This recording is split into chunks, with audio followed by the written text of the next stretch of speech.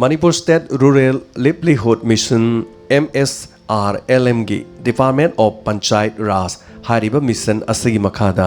rural area singdagi khwaidagi sotharaba nupi singna self help group semjaduna apik percent thang khara khara pukhatjaraga hapta ki saving tokjarakpa adudagi inaura manandagi dama hainga cluster gi oina lairiba self help group sing asina sel gi tengbang asi pangbirakibani Haingang cluster gi oina lairiba self help group sing asina ningthogjam ramandagi dama mateng pangbirakda punna lupa lising 13 chani sure self help group sing adudi Mongjamdagi Fanthoibi self help group Lining Tho self help group Apunba self help group Nungsibi self help group Laimarembi self help group Imoinu self help group Haingangdagi Yaifakol self help group Imoinu self help group Marjing self help group Yumlaima self help group Lily self help group Chaukat Loop self help group Imoinu self help group Ima Lairembi self help group Tariat Senja self help group Awang Mutum self help group Lanchenbi self help group Chinglembi self help group Laimakol self help group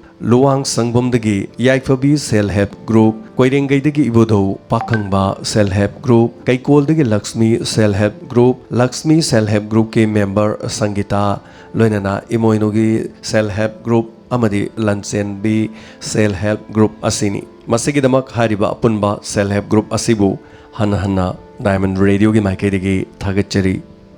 Quasify New Youth Club nasu lupali singahum inauramanadagidamak mateng pangwirami masigidamak Quasify Youth Club po Diamond Radio gi maikaidagi hana thagachari